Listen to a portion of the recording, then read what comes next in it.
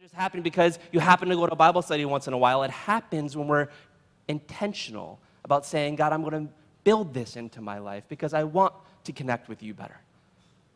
It happens that way through our prayer life, like we've talked about, through taking rest on purpose, that gift of Sabbath that God gives us so we can run from a place of fullness, not a place of emptiness. And it happens in our relationships, like we're going to talk about today. Now, several years ago, I was leading a trip to the Dominican Republic of about 40 to 50 teenagers. And it was an awesome trip, but it's a trip I'll never forget for one major reason. I'll tell you in a minute. It was a trip, like I said, about 40 to 50 teenagers, and these were teenagers that all went to high school together, some of the big high schools in our area. And they were teenagers that, had they not been on this trip together, probably would not have hung out together. Now, some of you guys remember high school, and some of you guys are in high school know how that goes, right? You can go into your cafeteria or wherever people gather and see a cross-section of every group in your school, because everybody gathers by that group wherever you sit or wherever you hang out. Like, we know how school goes. Right? And so people, that's just kind of how the system is set up. And so people that were part of this trip, they were used to that. They're like, hey, I might know you maybe if I see you across the hallway or I see you at a different table, but we're not hanging out outside of that. But we're on this trip together, and we're doing this construction projects, and we're doing VBSs, and we're ministering to people, and all of a sudden during this week, those groups of students who wouldn't have hung out with each other outside of that, all of a sudden they were starting to do stuff together. And all of a sudden they were starting to hang out together. And all of a sudden they were starting to realize, hey, I like you. Hey, we have more in common than I would think. And even though we don't have a lot in common, I can still be friends with you. This is kind of cool. And you start to see those barriers come down throughout the week. And it was fun to watch as some of the adults on the trip are pointing this out to me, and I'm seeing it myself. I'm like, this is really cool to see these students start to get how this works. And then I'll never forget something one of the students said the last night before we were getting ready to come back to the States, and we were doing a debrief of the whole week. And one of the students that was there in the trip, we were going around and sharing, and she was talking about all God had done in her life that week. And one of the things that she mentioned was the fact that there's so many of us in this circle that know each other by face and by name maybe, but we never talk to each other outside of that. In fact, sometimes we go out of our way to avoid each other. And she said, you know what? This week has taught me that that's stupid. She said, that's not how I'm supposed to live. But then she said this thing that has always stuck with me. She looked around the circle, and she very intentionally looked every single person in the eye, and she said, when we get back home, you had better not forget about me. And she said, I loved it. I was like, woohoo, but she meant it. I'll tell you why she meant it, because she knew going back to regular life, that's exactly how it could be in their relationships once they got back. Hey, we did this thing for a week, we're back to our worlds, now we totally ignore each other again. And she was pointing to a fact in life that so many of us recognize in our relationships is that, in our country, in our lives, very much we are more divided than we are united. And I think particularly in this time of year, in this season of what's going on, I think one of the words that describes our nation better than any other is the word divided, right? We don't have to look far. You don't have to look past your Facebook or your Instagram or any of those things to know pretty quickly what people like and what they don't like and who they're with and who they're against and all those other things. And maybe in your own relationships and the relationships you have in your life, you can point to a lot of things where, you're more divided with people than you are united with people. And that is why it's so important as we move into 2020 to talk about having a rule of life, a way that defines how we keep Jesus in the center of everything, especially our relationships. I think especially in this time of what's going on in our lives and in this country, we need to have a focused intention to keep Jesus at the middle of our relationships with others, because that is what he's called us to do. We can't live divided in a place where Jesus has said, you've got to do more than that. You've got to be better than that. You got to do like that girl had said, listen, we can do this. Don't go back to life and forget about me. We can't go back to living the same way as we used to before we knew Christ. So here's the thing. Here's the idea that I want to talk about today behind this idea of having a rule of life in an area of our relationships. And it's a very simple idea, but it's also very complicated because it requires us doing things that very often we're not comfortable with. And the idea is simply we can move towards others because Jesus moved toward us. I mean, that's simple. It's easy to say. We can move towards others because Jesus moved towards us. But here's the thing. There's movement involved in both of those things, isn't there? Because very often, instead of moving towards others, we're moving away from others. Very often, instead of building bridges, moving towards each other out of a desire to have a relationship, out of a desire to show love to people that maybe they don't look, act, sound, talk like us, we actually put up barriers and move the other direction. We move the other way out of anger or hatred or just disinterest. And the fact is if we're going to have a rule of life that keeps Jesus at the center, we actually have to realize that we're called to move towards other people because Jesus moved towards us. He's not asking us to do something he has not done. And that's the thing about a rule of life that we've been talking about. And there's handouts on the Next Step station out there if you haven't seen that structure we've been talking about the past couple of weeks. But in the middle, you will notice that it is all centered on the love of Jesus. All the things we do, please don't hear the last couple of weeks. Don't hear what I'm not saying. This is not a to-do list for you. If you look at this as a to-do list for your life, you're just putting yourself back into bondage, into legalism. That is not what we're talking about here. Because let's just be real. You could not do this, and Jesus will still love you just as much as if you do it. Okay, right? Because the love of Jesus is perfect. It's not based on what you do or don't do. It's the love of the Father. But if we're going to be serious about the love of Jesus and how we've received it, then it should change how we live our lives. And in response to the love we've received, we should be building things into our lives that then allow us to show that love, to live out of that love, to have that structure that brings that love into everything else that we do. Because when you respond to the love of Jesus, you're telling him, yes, I want you to be Lord over my life, every aspect of my life. And to do that, I have to intentionally invite you into that and intentionally restructure my life in a way that maybe no one else is doing. Because I want you in the middle. And so we respond out of love to what Jesus has shown us by his love. And we move towards others because of that. And in this area of relationships, there's really no other way to go about it. We can move towards others because Jesus first moved towards us. And so I want to look at a passage in Mark chapter 3. If you have your Bibles, you can turn there. If not, I'll have it up on the screen. That brings this to light in my mind very clearly. So I'll give you a second to turn there, but if not, it'll be up on the screen, and we can read it together. But in this passage, you're going to see that Jesus is bringing a group of people together and teaching them about his value for relationships. And maybe you first read it and you're like, I don't see that. We'll talk about that in just a second. But it starts here in Mark chapter 3, verse 13. It says, Jesus went up on a mountainside and called to him those he wanted, and they came to him. He appointed 12 that they might be with him and that he might send them out to preach and have authority to drive out demons. These are the 12 he appointed: Simon, to whom he gave the name Peter; James, the son of Zebedee, and his brother John. To them he gave the name Boanerges, which means sons of thunder; Andrew, Philip, Bartholomew, Matthew, Thomas, James, son of Alphaeus, Thaddeus, Simon the Zealot, and Judas Iscariot, who betrayed him. And you might read that verse, read those couple verses, and be like, that's just a list of names. Like, what are you talking about? Well, we're gonna look at that in just a second, but we got to start with the first place that Jesus calls us to start. And you got to understand this. Jesus is modeling in these few verses the idea of moving towards other people. He's modeling it for us. See, Jesus calls his disciples to himself, and he calls them to each other. Now, you got to understand something about this list that we just read. These men were not the who's who of the spiritually elite or the people that had it all together in that time and day, okay? Don't think that he had a test. You know, this wasn't like a job interview kind of situation. These are people that he called together that probably would not have been the people that most people would have chosen. They were not among the leaders of the society in every sense and form. They were kind of the outcasts. They had a lot of things going on. He did not call people to him that seemed to have it all together. In fact, he called people to him that a lot of people would have said, you can't do anything good with your life because of what's going on there. Like, who are you? Why would anyone choose you? Those are the people he calls to himself. In fact, it says this in the first couple of verses I read. Jesus went up mountainside and called to them those he wanted, and they came to him. He appointed 12 that they might be with him. So here's the thing. God wants to be with us. He calls us to him, not so that we can do stuff for him, but so we can be with him. See, a lot of times we think God just wants something from us. Like he calls us, okay, then go do things. He's calling us first and foremost because he wants to be with us. He's moving towards us and inviting us to move towards him. The Bible says that, we love because he first loved us, right? Because he draws us to himself and then he calls us, and it is up to us to decide if we respond. And he doesn't call us once you look good. He doesn't call us once you study the Bible long enough that you can give an exegetical, Ephesians 2 sermon. He doesn't call you once you've achieved so many levels of spirituality that now finally you're usable.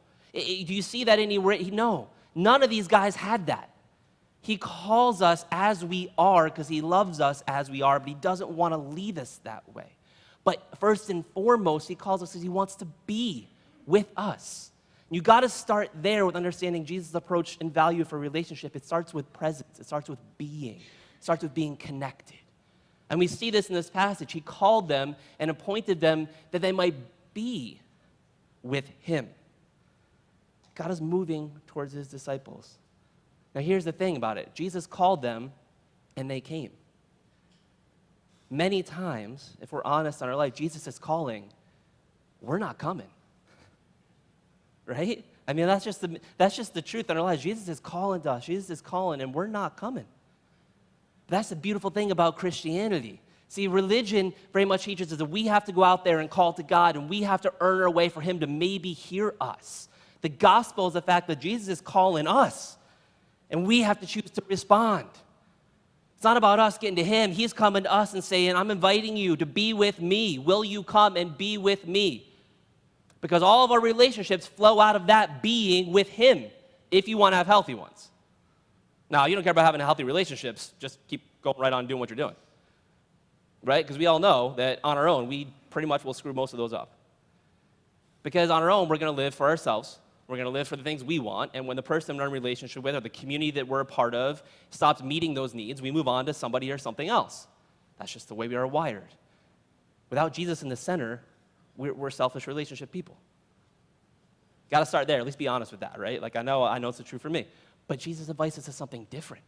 He says, come to me. I'm calling you so you can be with me. So Jesus modeled this idea of movement in relationship. He moved towards us. He's saying, come move towards me. It starts from there. It starts from that love, that relationship. That's the center point. He modeled it for us. And we see that in these verses. Because he didn't say, all right, I'm going to call you. You come to me. But first, there was no but first. He called them warts and all, bruises and all. The things we try to cover up before we show up on a Sunday morning in our lives, right? Sometimes we're like, oh, I can't let people see this side of me. We try to hide those things. He's like, no. I know all those about you, and I'm still calling you. I still want you as a part of that. I still want you to be with me. And every single one of you sitting in this room, he's saying the same thing to you. He's like, you might think you have too many things going on for me to want to be with you, but it's not true. I'm calling you. I want to be with you. I'm moving towards you. Will you move towards me? Will you take that next step, just even one step towards me as I'm coming towards you? Because he loves you and he's calling you to do that. Because he wants to be with you.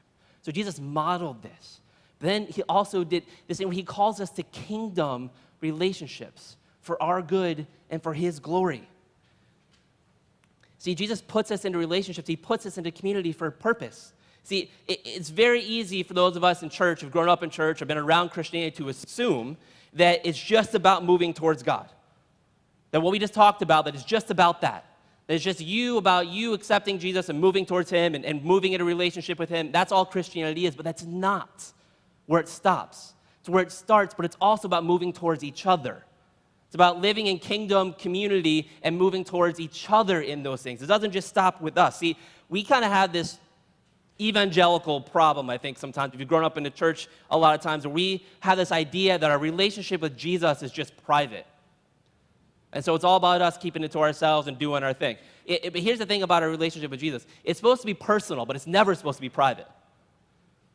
Let me say that again. Your relationship with Jesus is supposed to be, it's personal, just like we just heard about in those verses, but it's never supposed to be private. We have a problem in our culture with that because we confuse the two with everything, right? We confuse, like when someone asks for your information, you're like, oh, that's kind of personal. Like, I can't give you my email address. I can't give you my, like, we were very protective of our personal information, right? It's private to us.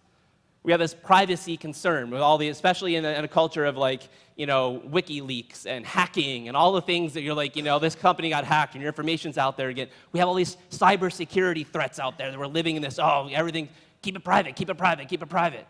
Like, guard your stuff so no one else can find out about it. It's personal information, it's personal, keep it private, right? So we have that mindset about all our stuff. But that doesn't apply to how Jesus taught us to live, does it? When our relationship to him, yes, it's personal. He knows you by name. He called the disciples by name. He knows your name. He knows your address. He knows what's going on. He calls you personally. But then he says once you respond, it is not supposed to be private. It is supposed to be lived out in community and lived out in relationship. We've got to stop confusing those two. He's calling us to kingdom relationships for our good because he knows we need them, but also because it brings him glory when we live those out. And that's important to know. See, I hear people say this sometimes, and I get the sentiment behind it, but I hear people say all the time, like, I am the church. I'm the church. Wherever I go, I'm the church. Now, I get the heart behind that because the church is made up of individuals, but I am not the church. We are the church. We, as in community, as in relationship, as together. You are a part of the church, but it is not just the privacy of your relationship with God. You can do it on your own at home. No one needs to know about it. That's not at all what Jesus calls to. He calls us to be part of community, and kingdom community, where we are together. We are the hands and feet of Jesus in this world. We are the church together, living in kingdom community and relationship. But here's the problem. I think most of you agree with this. Following Jesus would be amazing and awesome if it wasn't for people. Anybody else have that attitude for life? I saw somebody had a meme on Facebook the other day. It was like, my day was awesome, and then people. Right? Sometimes we feel that way. Like, I had an awesome day going, and then people. People. Like, being a part of a church would be amazing, except for people. Right? You ever feel that way? Like, this would be great, except for everyone else that's a part of it. That is so, but when he calls us and he calls his disciples, he puts them into community.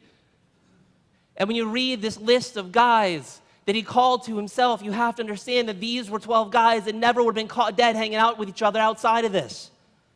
You understand about this list that he's put together. This is not just a list of guys that are like, oh, these all must have gone to school together. These guys were all best buds. No, this list was a list of guys who never would have hung out with each other, never would have gotten along with each other unless Jesus had called them together to be together. They were not alike. They had different values. They had different interests. They had different political interests. I mean, you got two major guys in there that kind of define this list to me. You have a guy named Matthew, and you have a guy named Simon the Zealot.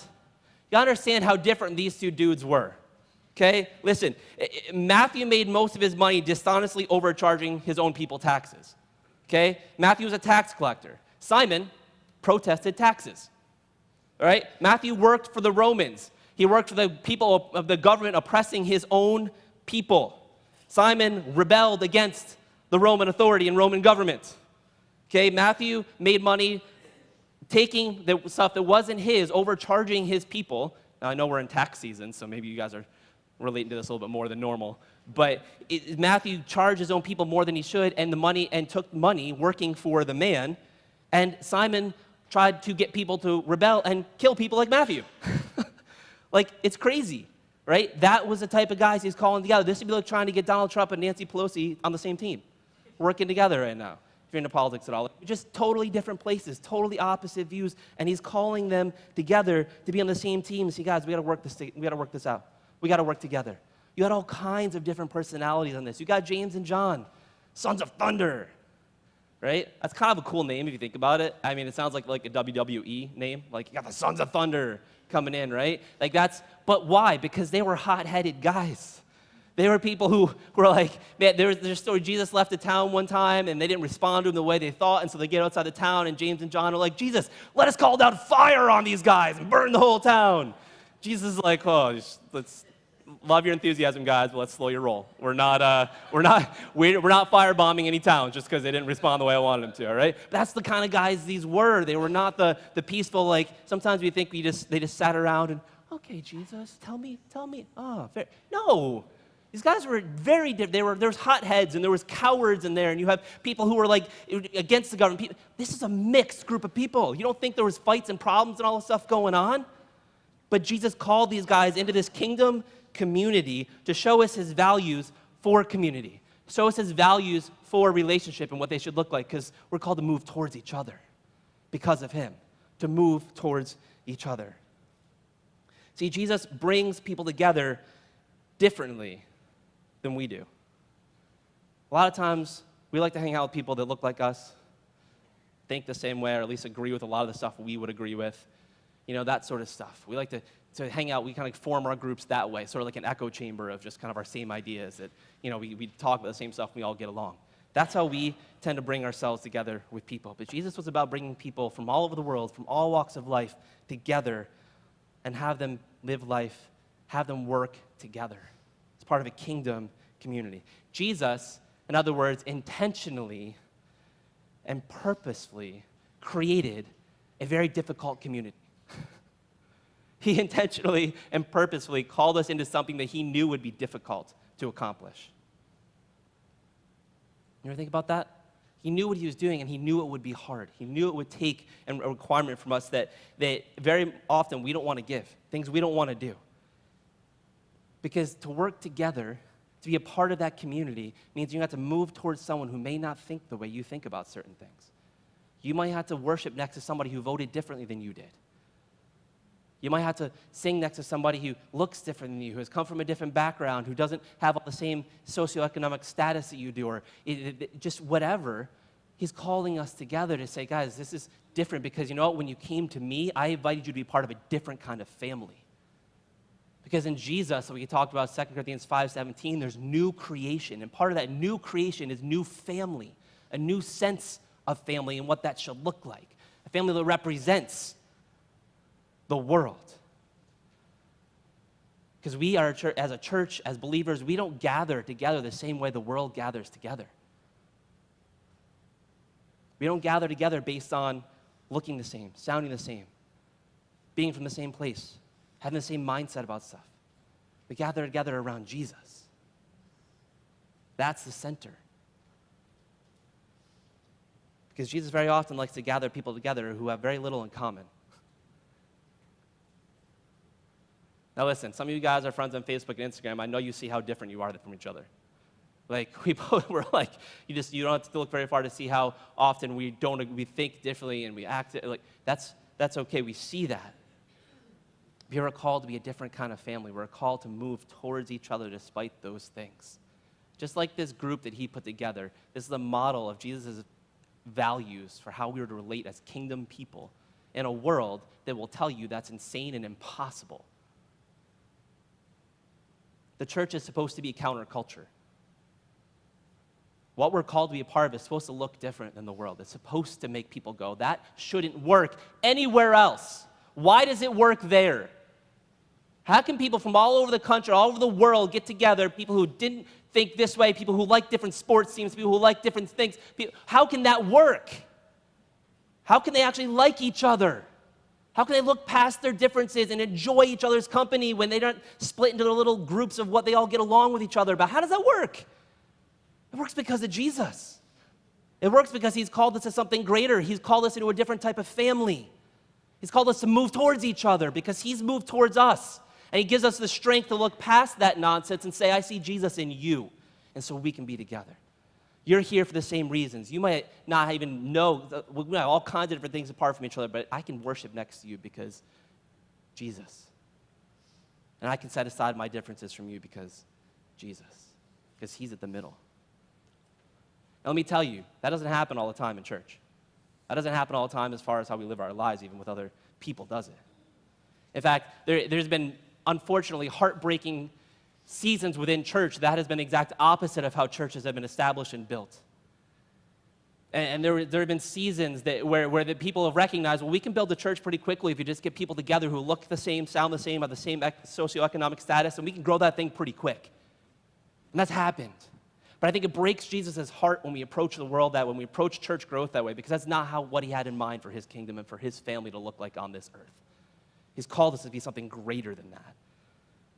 So if we know that's Jesus' goal, if we know his goal is to get us to move towards each other, to respond to each other out of love because of how he loved us, then why don't we do it? What is the problem with us getting into that kind of community so often? And I'll tell you, one of the reasons I think it is that we often love our dream of community more than the realities of it. I think we often love our picture of what our relationships should look like more than we actually love the reality of those relationships. In fact, Dietrich Bonhoeffer has a great quote about this. He says, if my clicker's dying, so maybe Jerry, you can do the slides for me now. He says this in his next, Dietrich Bonhoeffer says this. He says, those who love their dream of a Christian community more than the Christian community itself become destroyers of that Christian community, even though their personal intentions may be ever so honest, earnest, and sacrificial. Think about that. Those who love their dream of a Christian community more than the Christian community itself actually become destroyers of the thing they very much are looking for. And why is that? Because when we hold our dream as more important than the reality of the people we're interacting with, we actually do harm because we always have these expectations of people living up to our dream instead of being honest with the reality of where we live and who we're interacting with. And it's impossible for people to live up to your dream. It's possible for you to live up to your dream, all right? Just to be honest, right? So we do this, and we say, I have this dream of what it should look like in church. I have a dream of what it should look like in all my relationships. And when that doesn't actually come to fruition because you're dealing with people, we actually start to harm those very relationships by going, well, you should be this, and you should be that. And if you're not this for me, I'm going there, because they'll be that for me. And we actually start to take away from the very thing that God's called us to. See, there's a guy named, I think, Jean Vanier is a French guy who speaks of these stages of life growth together very well. Now, he was a guy who was a contemporary to a man named Henry Nouwen. Maybe you've heard him before. He was actually a mentor to this guy named Henry Nouwen. And he has 3 stages of life together, the community growth, relationship growth that he talks about in some of his writing. And he understood this very well because he formed and was very much a part of communities that the world looked at and said, this is very, very difficult. He formed these communities called large communities, which are basically communities of disabled and people with special needs. And he formed them and lived with them most of his life. And so he was a part and understood community very well. And he talks about the different stages that we go through as we're trying to build these communities, as we're moving into relationship. And I think they're helpful for us to understand and look at a little bit. First stage that I call, and again, these are my words, not his, I call it the rose-colored glasses stage. This is the first stage of community, where almost everyone finds their early days on community ideal. It all seems perfect. They seem unable to see the drawbacks. They see only what is good. Everyone seems great. This is the rose-colored stage of any kind of relationship that you're in. You know, this is a stage that when you're dating, or when you first got married, they call it your honeymoon for a reason. Because this is a stage where, man, they're always kind. They're always nice. Man, their breath doesn't stink. Everything's awesome, right? Like, there's just nothing going on there that's not to like, right? Those are the things we just see it that way, and it's like we are in this state of delusion, right? And that's the first stage of, like, this is just all good all the time. You know what I'm talking about because we have all been there at some point in our life with something, right? It's just like, I don't want to know anything. This is all good all the time. We have the rose-colored approach to relationships. We're like, this is always going to be like this. This is how it always should be, right? But all of us know that stage, it might last different periods of time for what we're involved in. We know it does not last. We know that it's just the beginning stage of moving into community, moving into a relationship, right? And then we move on to what the second stage is. And this is what I call the grass is always greener stage, right? Because something comes in, conflict happens, something goes on, and we become disillusioned. It says this is a letdown period, generally linked to a time of tiredness, a sense of loneliness or homesickness, some setback, a brush with authority, faults abound. People get on your nerves, and you may even begin to believe that you are surrounded by hypocrites who either think only of rules, regulations, and structures, or who are completely disorganized and incompetent. This is the phase when people tend to leave community in search of an ideal one. Conflict happens. We realize somebody's breath does stink. We realize they're not perfect. We realize this community is not perfect. We realize this is not the ideal place that I thought. People have flaws. People have warts. Things aren't done exactly like I thought they would be done, right? And that's when we have to make a choice. This is very often when people give up on that relationship or that community and go in search of the other one, the one that will be ideal for them. This is the grass is always greener approach. Well, it's not working here. It looks way better over there. Now, let me tell you something about that approach to life, to relationships, community in general, is the grass is not ever greener on the other side of the fence. The grass is greener where you water it. So if you're going to be in a relationship, that's where you plant, that's where you grow. That's what happens. Now, we have a choice within this because when we hit a wall, when we hit conflict, we invariably get on each other's nerves, which is going to happen, right? It happened to the disciples all the time. You think there wasn't in that group people where they were button heads all the time, right? We get on each other's nerves. We have to make a choice. We have to make a choice. And that's why we say here at this church, 2 of our things, everyone's welcome and nobody's perfect. Because we do believe that everyone is welcome, but you have to come into this thing knowing that nobody here is perfect. In fact, listen, my friend Rich says this to his church all the time. If you're perfect, stay home because you're just going to mess us up. Right? If you're perfect, don't come here because you're just going to mess everything up being perfect. Right? That's pretty much what community in the church is. It's not going to be perfect. We have to realize that, yeah, we're going through this phase of, man, maybe there are people, maybe they didn't do that the way I like. Maybe the worship isn't my favorite style. Maybe this person, maybe I don't like that person though they spoke that, or maybe or whatever you can do, you start to see that things are not necessarily amazing all the time. And within that, you have to make a choice to go, do I just give up and go to try to find the elusive other that's ideal, or do I stay here and work through this? Now, don't get me wrong. When it comes to, if you hear this about leaving churches, don't get me wrong. I'm not saying there aren't right reasons to leave communities sometimes that are unhealthy or unsafe or whatever. I'm not saying that.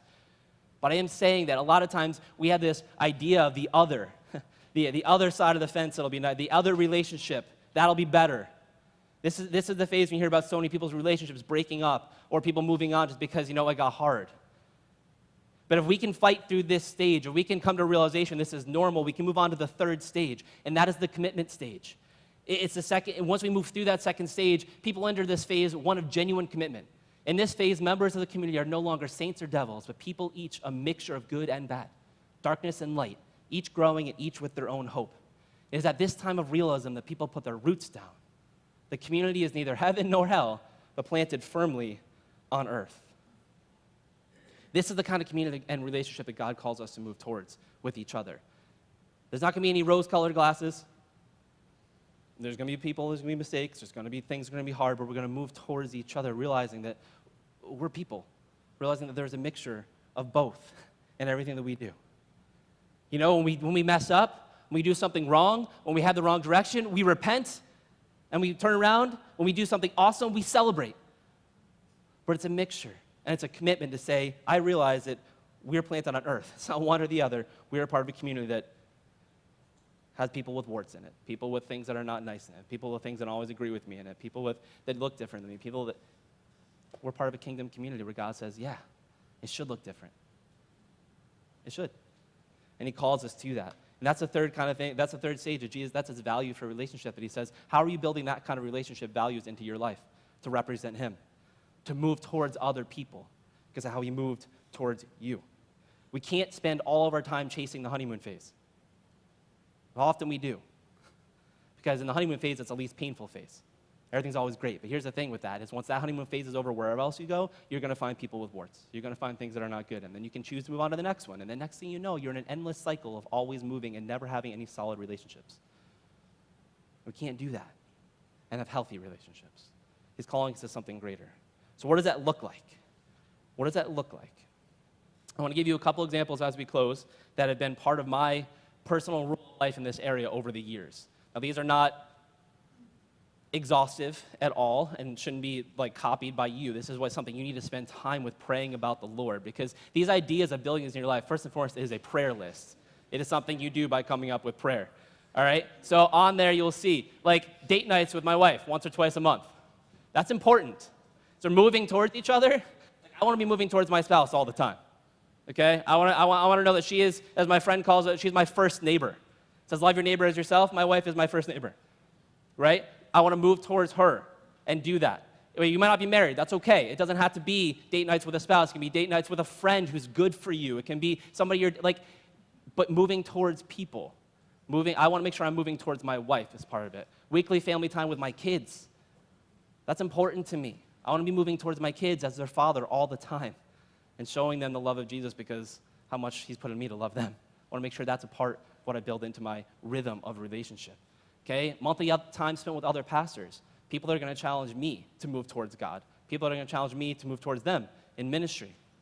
Okay? Dinner once a month with other couples, families, doing life together with other people. And even times of therapy, counseling as needed.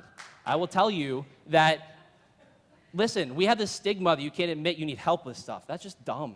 We need to move past that and go, you know what? Everybody needs help sometimes to make better choices. I got stuff that I've had help need working through in my life that I needed someone to help me do that so I could be healthier for the relationship that God's called me to. That's okay. As needed, as stuff comes up, I've had to do that, and I will do that in the future as I need to. That's okay. These are just some of the examples from my rule of life over the years. I don't do all of them every single time. These are things that just I've had on there. And I would suggest for you, don't start with 5 or 6. Start with 1, maybe 2. that you're trying to work into your life, because this is a working document. This is a working thing. It is not like set in stone for the rest of your life.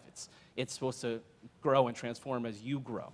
So as you're coming up and thinking about this area of your rule of life, let me just give you some examples to work through that are similar to what I just put up, like a regular time of getting together with other Christians, date nights, if that fits into your schedule, learning a new skill to love others well. Maybe you need to get some help in that area.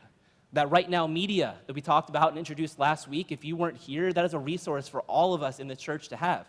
And if you didn't get the email about it, just fill out the card in there with your email, go to the Next Step station. We'll make sure you get access to this amazing resource library of all these things. There's great studies on there and learning how to love other people better, about relationships and all those things that can be helpful, right? Seeking out counseling or therapy. That's an okay thing to say, you know what, I think I need someone to help me. I have a lot of wounding in my past. I have a lot of things that have hurt me that I am like this with relationships. I'm like this with people. I want to move towards people, but I can't. I need help getting over that so that I can do this. It's okay to do that and to need to see somebody. That's all right. There's no stigma against that. It doesn't mean anything's wrong with you. You're asking for help. That's a good thing, okay? Joining or leading a grace group, a small group, like we were talking about, like Lauren was sharing earlier. Like we have these here for this very exact thing, to move towards each other. Be part of a group that maybe you're like, this is not an affinity group. We all like the same thing here, but we all love Jesus. And we need to be in this together so we can move towards him and move towards each other. Maybe it's something else you'd add to your list. All I'm saying is start somewhere. Think about what you would build into this area of your life, all centering out of the love of Jesus. All centering of how he's loved you, so we're moving into relationship the same way out of that love. And then try it. Put it down somewhere, see what works. Adjust, delete, add, whatever works for you. But move in that direction, because we move towards others because Jesus first moved towards us. And that's what this is all about, is learning to move towards other people, whatever that looks like. However God's called you to do that, whatever works for you in that, but realizing that we are in this together. And the community is going to look different than maybe what you would think, but the world sees that. And that's exactly what God's called us to be a part of. And so as we end the service today, we're going to end with something we do the first Sunday of every month. We're going to end with communion. I can't think of a better way to remember and celebrate the fact that God moved towards us than through communion. So the worship team is going to come back up and play for us as we do this. And I would just ask you that before you come up and take communion, to take a second to pray and ask the Lord and say, you know what, one, if you're in your life, you have not been moving towards Jesus. If you've been, in fact, moving away from him for whatever reason, for whatever things you got going on, take this time to say, God, I want to move back towards you. I want to start taking those steps back towards you because you moved towards me. You called me to be with me, not because you want something from me, because you want me. And take this time to say, Lord, whatever it is, I want to come back to moving towards you. And if you've had barriers in your life, if you've had times where you have verbally or mentally or spiritually just said, I don't like that person, or I hate this group of people, or whatever it is that maybe is spurred up, let the Spirit talk to you about that. And deal with that today, because that is not the attitude Christ has for us with anybody. I don't care what you think they've done or whatever. That is not the attitude he's called us to be as believers. He's called us to show the world a different type of family and community where we say, you know what, I can move towards you because of the love of Christ in my life, because of what he's done for me on the cross, because that's what communion commemorates. It's what we celebrate. It's Jesus' death on the cross for our sins, paying what we could not pay, taking all that on himself so we could be free people, free to love others the way we were created to be loved and to show love. That's what communion is a reminder of. So as you come to the table today to take that, let that be your heart cry. Let that be the thing you're letting the Holy Spirit speak to you about changing. How are you moving towards others? But how are you moving towards others as a response to the way God has moved towards you? Let him speak to you on that. And as you take the bread and dip it in the grape juice, let it be a reminder of his sacrifice for us so that we can be people who do get to move towards others, who get to be countercultural believers that show the world there is a different way to interact. There is a different way to live. And people need to see that desperately in our day and age. So my prayer is we would be those people to show them a different way, show them the way Jesus called. So I thank you for today. I thank you for this chance to be together, Lord. I thank you for your sacrifice on the cross to bring us to yourself. You first and foremost called us to you, to be with you. Lord Jesus, and you are calling. I pray that we would come. We would respond. to that, maybe even for the first time in this moment, we respond to you, really respond to coming to you. And Lord, as we take this, the bread and the cup, that we would remember the sacrifice made so that we could be free to love others because you loved us first. You loved us so much, you sent your son to die for us, God. We thank you for that. May this be a remembrance, a reminder, and even a challenge to leave this place as people who move towards other people, not away.